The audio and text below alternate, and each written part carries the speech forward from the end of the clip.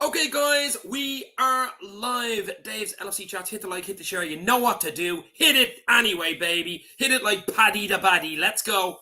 I've got two legends with me today to talk about the Reds. I've got COVID. I know it doesn't look like I've COVID, but I'm absolutely sweating here. There's a bucket underneath me, and it's full of sweat as we speak, but it should be okay. You can't catch it through the airways, so we're all right. So I've got two boys to talk about the Reds. We're going to talk about the preseason so far, the new players coming in, players going out, and of course the big one tomorrow, Halland, Nunez, Pep, Klopp, City, Liverpool, Charity Shield at the King Power. I know it's unusual because of the Women's Euros. It's not at Wembley. It's at the King Power, Leicester City's home ground tomorrow. So a lot to talk about, a lot to chat about. Two legends. I'm going to bring them in individually. Firstly, Mick Moran from the Cop White podcast. He's been on more shows than Johnny Carson. I've been getting about recently, Dave. Gotta make it happen. How are you? Yeah, good, mate. I'm just glad you're okay. After seeing, like we've just been talking about, you were a bit croaky on the old throat the other day. And my voice is even more gravelly than usual. I was getting you to do your Ronan Keating impression, but yeah, all good. One nice. Absolutely Anyway, love it. What people don't know is when we were out in Liverpool, you were just absolutely getting on the dance floor and doing that for us all. So that was pity you couldn't get into Pop World. Good old Pot World, man. We blame Connor on that one. Connor and Jack, they're to blame for that one. So as I say, Mick Moran for the Cop White podcast, the new Johnny Carson of the Liverpool podcast scene, and waiting in the green room drinking all the Ribena is Jack McIndoe TV. A new name, a new dream. Jackie boy. How you doing, mate? How you doing, Mick? Dave? Hope you're keeping well, mate. As don't be blaming me about Pop World. That was it. That was your idea, Dave. And I'm the only one that went in. It was someone's shorts, weren't it, boys? We won't mention. Yeah, it was Connor. He'll be turning up at mine anyway. I'll have a word. Tanned Dave. I think it's more to do with the COVID. But I did get a bit of a tan over there. It was about 42 degrees in Spain. It was ridiculous. To be honest, don't go away in July to Spain. It's a bad idea, especially in a heat wave. Oh, my God. Oh, my God. And get COVID at the same time. A really bad idea. Temperatures are just different level. Guys, we've so much to talk about. Daz from the Liverpool Connection podcast might pop in. Mightn't pop in. We shall see. The likes of Keaton and Ivan are working. We'll get them in next week for a big Premier League showdown. Don't worry about that. Hit the like, hit the share. You know what to do, guys. Helen's in, Gary's in, Doug is in. How are you, Doug? Hopefully you're well, my friend. Pop, smashing the content as usual. Guys, pre-season, before we get to the City game tomorrow, a bit mixed, to be fair. Mick, results-wise, what do you think? Yeah, I think mixed, but it's one of them, isn't it? Like we're not really bothered. Obviously, not losing 4-0 to Man United, it wasn't good, but you don't want to lose to Man United in your back garden. So that didn't. But it was all about fitness. Obviously, we then Darwin Nunez gets 4 goals, and then obviously we then lose to Salzburg. But it's all about getting these boys ready. I think before the game, the Salzburg game, we done like 2 sessions the day before. Might have even done a session before the game.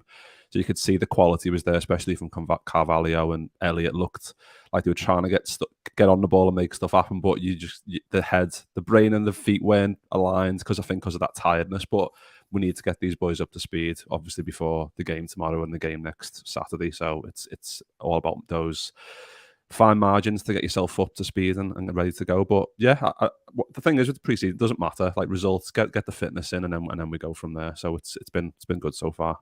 Yeah, it's all about integration for the new lads, like Nunez, Carvalho. I know Ramsey had a few injury issues, but he was still there. He was knowing the players, going for meals with them, playing cards, whatever they do. Fishing, I've even seen them do fishing.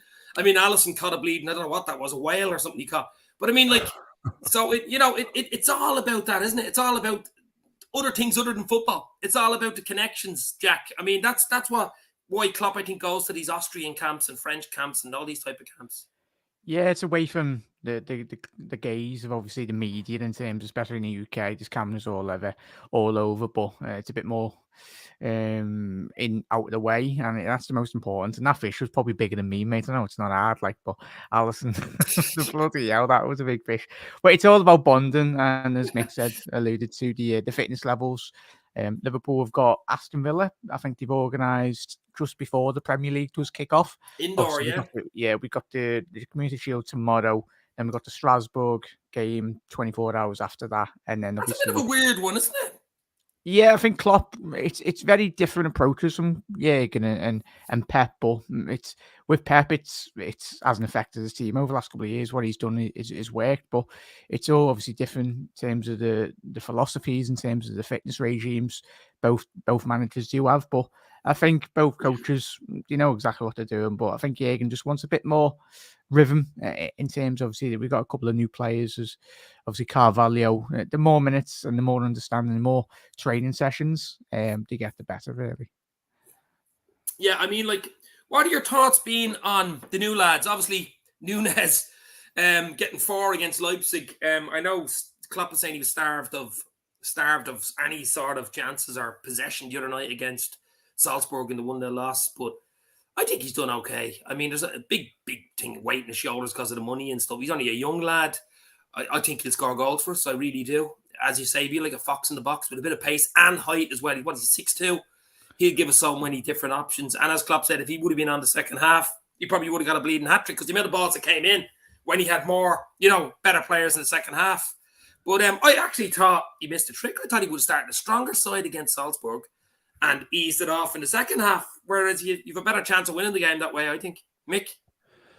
Yeah, I think it was similar to the United game, wasn't it? Where we kind of started with a load of youth, and then we obviously played 3 teams that game, that was a bit of a anomaly. Obviously, we started to build it up a little bit more in the following games with stronger lineups. But yeah, I think I would have liked to have seen Nunez in the second half team, like you said, because those chances that we were putting in the box, the last half an hour was a training session, just like a attack versus defense. That's what you do in training, and that's basically what it was, because they were obviously holding on to 1-0 lead and they wanted to win, and we were kind of. But then it was one of those games that we could have played all night. We would never have scored, because I think that, like I said before, that tiredness was kind of in there a little bit. But some good movements, some good plays, and yeah, Nunez looks 4 goals. I think he's still, obviously, the tweet that he put out before he scored the 4. The resilience tweet. Obviously, he reads social media. He's all over it, so he knows. Yeah, he knows what's being said. So he wanted to make a bit of a name for himself. Obviously, it's only early doors in pre-season. It means nothing, but to get 4, and then obviously had a few good chances in that game. Could have scored. Probably should have got at least 1. But it's all about obviously tomorrow, and then next week, and then that's when the spotlight's really going to be on him, and that's when people are going to really start going, what's this? Where's this fella going to fit in? But it's all about integration, like Jack said, getting used to him getting used to us, and then the rest of the players getting used to him. So it's one of them. Like as you said, Mick, all this bloody stupid spotlight, if he starts tomorrow and Halland starts for City, which I'm sure Halland will start for City, will all be who, if he doesn't score or misses a chance, some of this fucking bullshit that he put up on Twitter with all these little compilations of. Have you seen them? Fuck's sake.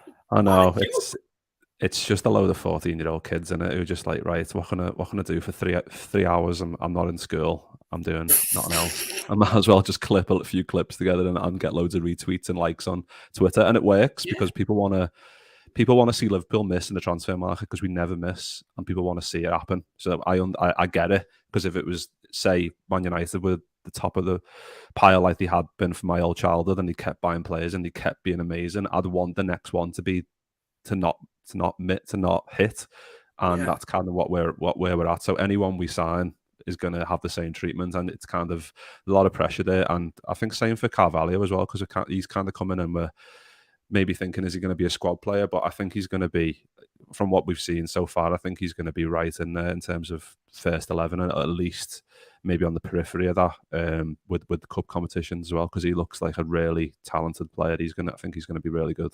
He's the one I was just about to come on to next. I've been really impressed with him, even more than Nunez. I knew he was good. We seen him what he did at Fulham. Liverpool have been watching him for a long time. Jack, your impressions of young Fabio Carvalho?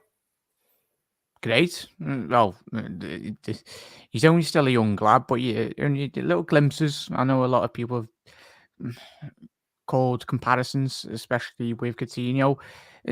Big pressure. I'll tell you what, even if he's half as good as Coutinho, it'd be a fantastic signing for us. But the feel of it's a win-win in reality in terms of the signing fee. But him and Harvey Elliott have been through the Fulham Academy. They know exactly how both play a similar age bracket as well. So the understanding will already be there, and Liverpool long term, next 5 to 8 years time, I'm pretty sure those two will have a massive part to play. But it's interesting that we've seen him play on the left, but he's obviously predominantly a number 10. But in a Jurgen Klopp system or a Pep Guardiola system or a top elite manager system, you need to be able to play in a lot of positions. We've seen Naby play out wide in certain games. I think it was a couple of seasons ago when we played West Ham and he was playing left wing, left central midfield.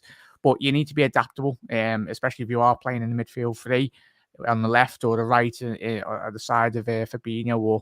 But I think we will see potentially him debutise for Diaz potentially coming in down that left wing. I think it's interesting that he does love to cut in from his right, from the left onto his right foot. Anyway, he's got a strike on him. But there's always going to be pressure for any player every year. 16 years old, 29-year-old, seeing an international playing for Liverpool.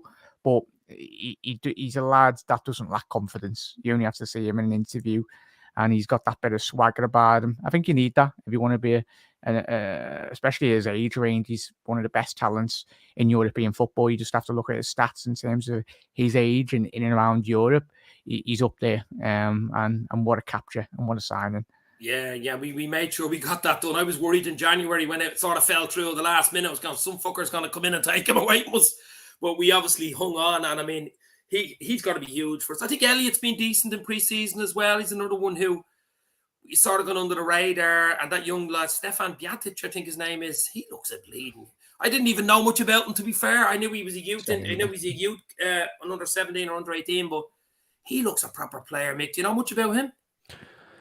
No, I mean, as much as probably everyone else. Like I saw, obviously, academy games where he was playing centre half and he done well, but it's all good and well doing it in those games and looking good. It's the leap from that to do it in games that matter. And obviously, Bajcetic hasn't played in any games that matter really in terms of obviously pre-season, but from playing against good quality opposition in pre-season, he's looked really good. Like the Salzburg game, I think he got 60 minutes. And I mean, for 17 years old, it's mental. Like he was only 7 months old when we won number 5 in Istanbul. That's how crazy it is. And like just little moments where like it's the maturity for someone so young. Like there was a ball from Adrian, and he kind of takes a left-footed touch and spins away from 2. And it's like that. Like Salzburg have played one league game, a couple of cup games, and they were way ahead of us in terms of sharpness and whatever. And this kid kind of can do something like that. And I know you can't really take it with a pinch of salt because obviously he's got talent there, but it needs to be nurtured. But Jurgen Klopp's the best at that, and we just kind of need to say to him, right, you'll get some chances in the cup. You've got Fabinho, Thiago, and whoever else to look at to mould your game on. And yeah, he can be really good. But he's not even one we factored in. Like when we looked at this season and thought, who could play centre mid this coming season? He wouldn't have even been on anyone's radar. So the fact that he's come in from the dark, basically, and kind of maybe pipped Tyler Morton to that maybe whatever 8th spot or 7th spot or whatever for cup competitions. It's really good signs, and yeah, I think with Jurgen Klopp at the helm, he's at the right place to get even better, which is awesome. I think he might go out on loan though, Mick. You think? Yeah, he could. Yeah, it could be a shout. It could be a shout because obviously he's got. I mean, we just said like how good he has been in pre-season, so loads of kids will be watching that. So he's good enough to do championship, I think. Do you? Yeah, Something like that. Definitely. So guys, obviously pre-season, it's not the be end and end all. I've seen Liverpool lose all their bleeding pre-season games and have a good season. So it means that it's all about conditioning, and as I said, new players, blooding new players and young players and giving them the experience. It's all about that. Sometimes you get results, sometimes you don't get results. Even the Salzburg game, to be fair, we probably should have beat them. Second half with 2 or 3 great chances, couldn't bloody take them. Even in the United game when we lost 4-0, we probably as many chances as United in that game, but they scored 4 and it looked bad. Do you know what I mean? And they were a week ahead of us in training as well. So I took that with a pinch of salt. That's their Bangkok Cup trophy for the season. That's the only thing they're going to get in their bleeding trophy cabinet, the Bangkok Cup. So, guys, right, we'll talk about the big one. Well, the big one, sort of big one of the pre-season games, I suppose, is the Charity Shield tomorrow at the King Power. Manchester City. So this is going to be an interesting one, I think. Halland, of course, for them, and Jesus went to Arsenal. I think that was a good signing by Arsenal. I think he'll score goals for them. I really do. What do you think of tomorrow, guys? We'll have to go strong. As I say, it's a psychological thing. We don't want to lose against them. So what do you think, Mick? You go strong? Yeah, I think pretty much was it the second half team against Salzburg? Mm. I think pretty much. Obviously, it would have been nice for Allison to be fit, and obviously Yeah. Kelleher's not fit either. Adrian's gonna hopefully pull out some Super Cup heroics, like he did in that game against Chelsea in the Super Cup. But yeah, as strong as can be, we need to. We don't need to win it, but I think it's a good little marker, isn't it? Because obviously they're going to go as strong as they can. They want to win it. We've lost the last two times we've played it. Obviously, 2019 and 2020. We haven't won it since 2006. So 16 years. It's been a long time, but it's one of those that if we lose it, you just kind of go, well, the big one's next week. But if you win it, it's another one. You go, yeah, that's in the cabinet. We're not going to be looking at it fondly like, oh yeah, get him. We won the Charity Shield. But it's one of them that it's a little, maybe 1 or 2% psychological. Like, we're ready for next season now, for next week now, and we can go to Fulham and kind of already have one in the bank and go. But yeah, because Guardiola's going to want to win it. It's going to be full strength. I think they've only got one injury. I think Laporte might be out till like September time. I think I read today. So they're going to be, but then you've got enough in reserve to come in for them. So I think the only one for me is maybe it's Nunez or like the comment from Gary there. It's Nunez or Bobby. That's the only question mark for me. But I'm I have a not feeling sure. he won't start Nunez tomorrow. Yeah, I think he'll go Bobby as well. I'm going to ask you your 11 in a few minutes anyway. But actually, speaking of Bobby, all these Bobby rumors, complete bullshit. Bobby to Juventus, Bobby to fucking wherever. I just thought you're all bullshit. I know there's a year left, that if ridiculous money did come in, maybe Liverpool might turn their heads if ridiculous money did come in. But I like Bobby. He gives us something different. Jack, I mean, he might even start tomorrow. Yeah, last year, it's interesting what Crick said there. Look, straight away, look. For me, I think he's still got a lot to give to Of course Liverpool. he has. He had something that Liverpool haven't got in terms of a creative outlet as well. How many times have we seen? And last year, he was out in and out with a couple of injuries as well. And you can see him from pre-season. For me, yes, sometimes you've got to get away from sentimental value with certain players as well. But in terms of when you're looking in around Europe, and you only have to listen to what Jurgen Klopp, when he speaks about players, how important they are to him. There will be times where Liverpool this season, as has been the case over the last couple of seasons, where low block teams will frustrate us. Bobby's got that Brazilian flair, he's got that quality, most importantly, in between the 6-yard box. And we've seen the movement to Nunez at Benfica. And if you can get a bit of a combination play there, I still think he's got a lot to give to Liverpool Football Club. And he won't command big wages. He's not bothered. Obviously, he might get a slight increase if he is to get a new deal. But he's not one of these players that is all about the money. He's very settled. You don't have to look at his family and Everton or the Brazilian lads. Very content on Merseyside. So I think Bobby's here to stay. Or even if he was to leave in 12 months, he's that type of professional that he's going to give 120% every single game in, game out as well. And I think he's Liverpool's second longest serving player after Jordan Henderson, is he? But yeah, I think he's up there in terms of the captaincy. Obviously, you've got a couple of the players, but he's a leader, most importantly, in the changing room as well.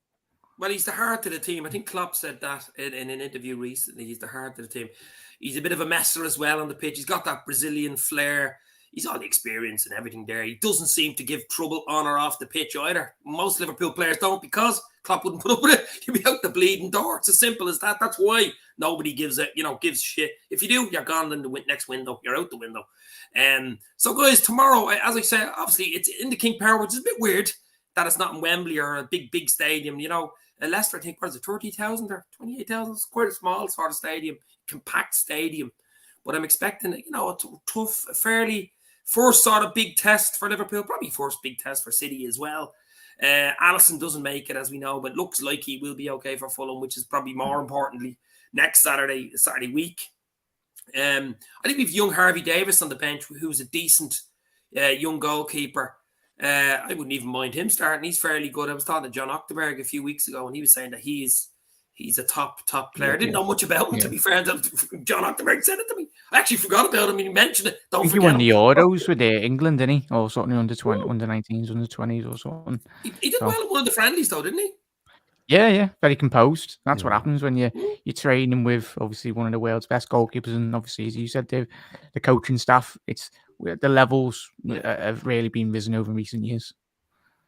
But I'm looking forward to it. Guys, I'm just looking forward to starting the season. Never mind tomorrow. But I think it sort of kicks off really from tomorrow, doesn't it? It really gets the flavour. The juice is flowing from tomorrow, I think. The build-up, the game. And then you have a Strasbourg friendly. Just I think a lot of players that don't get a touch of the ball tomorrow playing that. He doesn't want to be risking anybody for the game next Saturday. Lunchtime kickoff at Fulham. That won't be easy at Craven Cottage. So tomorrow, guys, what lineup would you go with? Obviously, Allison's not there, so I presume you're putting Adrian in goal. Adrian in goal, yeah. You go with your defence, Mick. Probably. Yeah, I mean, I said Bobby and Nunez is the one I'm thinking about, but then I'm not sure about Kanate or Matip. Yeah. I think he might go Kanate just because Haaland's playing just for the pace and the power. We know how good Kanate is at that recovery speed, but see if he wants to go tried and tested and more experienced Matip, or go with just pure pace and power in Kanate. So that's a flip of a coin. That one I'd be happy either way, to be honest. But yeah, Trent and then Van Dijk, Robertson. I think he'd probably go the usual Hendo, Fabinho, Thiago, and then it's Salah Diaz, and then either Bobby or Nunez. But I think he'll probably go Bobby. And I think what from what Crick said before, like you just put a comment there on Bobby earlier, like he's not the same player as he was a couple of years ago, and I think that's down to like injuries as well, though, isn't it? Like last year, how many times did he come into the team and then get injured, and he was out for a couple of weeks, and then he'd come back, and then he'd have a few good games and get injured again. Especially at that age, like that can start to really demoralize you psychologically, and it can also have a play havoc on your body as well, especially when you're over 30. Was he 31, Bobby, now? So, but he's still, I mean, no, man, fuck's sake. He's over the hill. I expect him to start tomorrow, but like going forward, I think he'll come into the team when we need him. Like I expect Jota to be ahead of him when Jota's obviously back from injury. It'll be a straight shootout between Jota and Nunez, I think, and then Bobby can come in as and when. Obviously, if we want to play at 60 plus games. You don't think Carvalho gets a sniff tomorrow, no, or Ellie? I don't think so. I think it'll be a bench role. I think just because it's against City, I just think he'll go tried and tested mostly. Obviously, if Alisson was fit, then it would be basically the team that we expect all the time. So obviously Diaz in for Mane, but I think that's the safe play, I think, and then kind of see what happens, and then bring on the likes of Nunez and Carvalho on 60 or whatever. But the good thing is as well, it's the 5 sub rule come in, isn't it? Yeah. From now on, so the bench is going to be here. City as well, you could say they can have a ridiculous bench as well. But Jack, I mean, tomorrow, all eyes obviously on the King Power. But I think for Liverpool, it's have a good decent side out. We know we don't have Alisson. We will be weakened because of that. There's just no doubt about it. He's the best goalkeeper in the world. Kelleher's up there as well. He's decent. Adrian isn't quite as good as those two. Let's be real. So defensively, we're going to have to be tight. So I think he will go Kanate, Van Dijk, Robertson, Trent. I think he will go with the three amigos in midfield: Thiago, Fab, and Hendo. And it's only really a question mark of up front. Of obviously Mo starts with Diaz, and then it is either Nunez or Bobby, or possibly even throws a little Carvalho or someone in there, a little curveball in Elliott. You wouldn't know a Klopp. You just don't know. Yeah, something in the back of my mind. Naby as well. Obviously, we played him in the semi-final against Man City as well. So it'd be interesting. I think there's been a lot of talk of Bernardo Silva potentially leaving this window, which would be mad, because he's such a fantastic player as well. But yeah, I'm excited to see, most importantly, Halland and Nunez. I was editing just a little video then, but like in terms of how these two players do impact it, as we already know what the script will be all season. No, if one player has a slow start, it'll be all about them and all the money you've spent. But in terms of what both players do bring to the Premier League, I know Haaland's a bit more experienced, especially in Europe as well, but it's going to be exciting. And if these two players do add more elements to both teams' games, in terms of Haaland's, he's an absolute bloody animal. He can do everything. So can Nunez, but obviously Haaland's got a bit more experience in terms of the big game environment. But yeah, I'm excited. I think even if these two lads do come in, get 15, 20 plus goals in the Premier League, I think the gap in between first and second is going to be even more wider. And I understand where people are coming from with Spurs, Conte, world-class manager. But if they get a couple of injuries, and it's been the same case last season, everyone was bigging up United, they signed Ronaldo, Chelsea got full-back injuries, they ran away midway through the season, and it'd be Liverpool City or the same thing as it has been for the last 3-4 years. Yeah, I see a lot of people. I think you did one as well, Jack, a prediction show. I think it's hard to do a prediction show until the transfer window shuts as well. I know most teams are probably 90% where they want to be, maybe even Liverpool are 100% where they want to be. But the likes of United, Ronaldo, will he go? Will he stay? Will they bring in somebody? Could change the dynamic with them. They could even move them up a place. Someone might have them in fifth. He might make top four. So I might wait to do a prediction show until the window shuts. I think it's September the 1st. Plus, you'll have seen how teams have done in the first 3 or 4 games before then. But I'm looking forward to it, Mick. I'm sure you are as well. It's a big season for Liverpool. I think Liverpool City will be the 2 teams at the top. I just think the quality's there.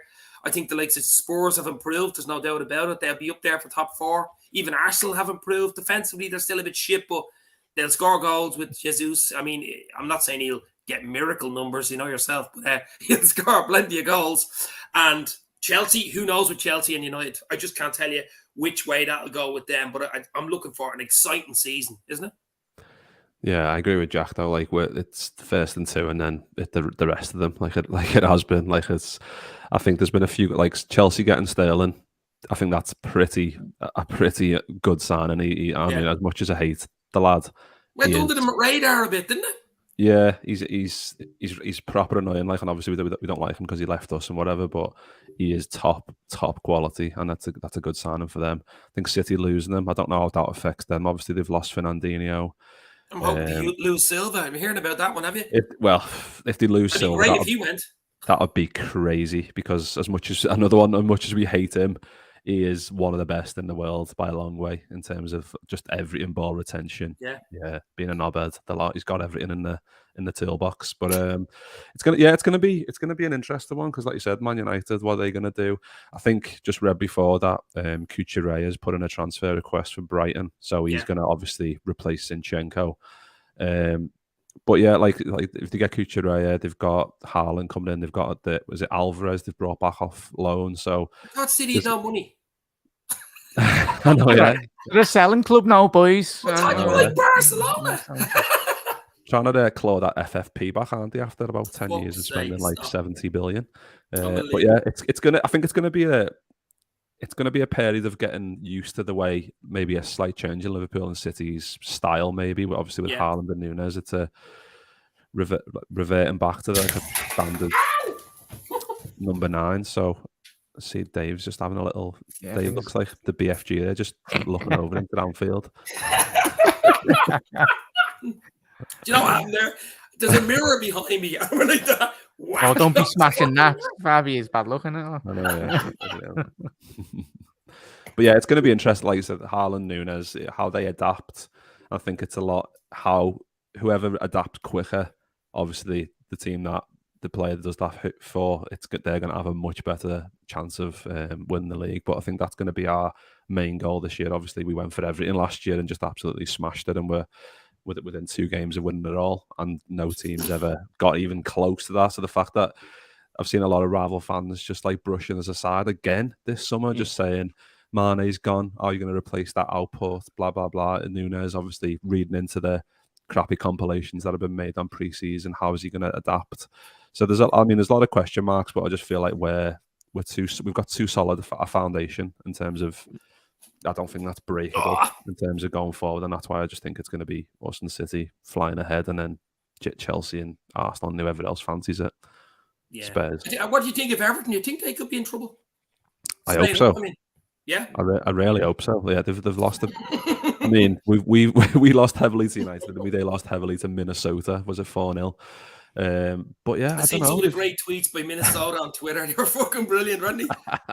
They were fucking brilliant. Well, who've they signed? McNeil, who got, I was just looking before, Alisson got the same amount of assists as him last year. That tells you all you need to know about him. Yeah, 20 million. It's basement bargain, isn't it? Yeah, it is. Shopping in Little here. We got more Yeah, goals they as open well, in mate. trouble. So. That's the top end. We just have a quick word about the bottom end. Obviously, the three teams coming up, Fulham. I think Fulham and Bournemouth could go back down. I just don't think they have the quality. I think Forest have a chance out of the three coming up to stay up, but it won't be easy. I know a lot of Forest fans. I was on a Forest fan channel a few weeks ago. They think they're going to do this. Like the Leeds thought they were going to get top four last year. Your job, if Forest fans listen, is to stay up. If you finish fourth from the bottom, that's a good season. Yeah. It's as simple as. I think you will. I think Fulham, Bournemouth could go back down, and it's a toss-up then. If Forest can do it, or if the likes of Everton could fall into it, Jack? Doing much better football inside the majority of the bottom half of the Premier League teams, mate. Forest. We played them last season, and on another night, they would have won that game. It's simple as. If we didn't take our chance through Jota as well, but the main aspect of Forest is they've got the fan base, probably a bigger fan base than City as well. So more European Cups as well. Sorry. That's true. Yeah, I think you will surprise. They've got a great manager as well. Very charismatic anyway. And obviously we see with Brentford. We've seen it with Sheffield United first season. They come in at the Premier League like an house on fire, and then they got relegated. Leeds done it as well. Another team, Brentford last season. So I think Forest will do similar. And some of the football down the bottom end of the Premier League last season was atrocious. I think it was Burnley, the Everton game back end of the season. Oh my God. I'd rather watch paint dry than watch that. Like, it was absolutely atrocious. Like, we take for granted how good we are at playing football. And that's why a lot of rival fans dislike us, because they sit there and watch all of our games, don't they, every single weekend? Because it's as boring as watching their team that they watch anyway. So, and then you make all the compilations, but up to Reds, isn't it? But yeah, I think Forest will do well, mate. Bournemouth are weird. I'm surprised you haven't got Nat Phillips. I thought they would have put Still could happen. Could happen, couldn't it? It's early. Yeah, they lost Gary Cahill as well last season. They only played a couple of games anyway, but it's intriguing. I'd prefer a more footballing team come in than replacing Burnley as well. Fulham play a bit of football, to be fair, don't they? Yeah. But that'll probably be their downfall, Mick. Yeah. You know what I mean? Because if you're too open, you'll get ripped to bleeding shreds. Look, guys, I'm not going to leave you much longer because we're a good half hour in. It's been absolutely brilliant. I'm melting here. As you know, I have COVID, so the sweat's just free. I've probably lost half a stone since the start of the show. But I'm going to do a big Premier League build-up show, probably with Keith and Ivan next week. If you're around, let me know, maybe midweek, Wednesday and Thursday. The big Fulham, mad, crazy build-up show. Guys, it's been absolutely legendary. Just before we go, Mick and Jack, have you guys have anything up and coming on your channels? Mick? So the only thing, we're starting to do videos again, which is a plus. We didn't do many last year. You did a Sammy Hippier. Jay did a Sammy Hippier interview. Yeah. So that was like it's called Cop Out Origins. That's kind of like the story of Sammy Hippier encased in 30 minutes. So obviously his 10-year Liverpool career and before and after. And yeah, Sammy's shared it on his Instagram. So if you want to go and watch that. Just go and have a little search for Cop Out Podcast on YouTube and you should be able to find it. And I've finally got a guest for Famous Fans, episode 5. Whoa, keeping that quiet. It's not 100% yet, so I might... Who's Ronan Keaton? I'll tell you next week. All right. I'll tell you next week. Doctor Who. Brilliant. But absolutely brilliant. Check out Cop Out Podcast, of course, absolutely legends. Twitter as well, Instagram, they're everywhere. As I say, he's been on more shows than Johnny Carson. Jackie Boy, Jack McIndoe TV. A little change in the name, a rebranding of Jack Mac. Yeah, I might change it again. I've come up with not come up with it, just selected, but yeah, another change probably won't help the YouTube algorithm the way that this bloody platform works anyway. But thank you very much, Dave, for having me on. Really do appreciate it, mate, and great to speak to Mick as always. And we'll be having a show at 10 p.m. tonight. You're welcome to come on, boys, if he's available. But just be previewing the Manchester City game. Just chilled, relaxed chat anyway, talking about the Reds. And thank you, boys. And look after yourself, Dave, most importantly. As well. Guys, it's been an absolute pleasure. There's Daz O'Connor, Liverpool Connection podcast, another top of the range YouTube channel and podcast. I'm sure you can get him everywhere, Spotify. Some legends he's had on, unbelievable people. Probably just as good guests as Johnny Carson himself. Daz O'Connor. Guys, it's been a pleasure. Thank you very much. Hit the like, hit the share, check out the two boys' channels and Daz down the end. I'm dying. Talk to you later. Stay safe. Take care. This means more. Let's go.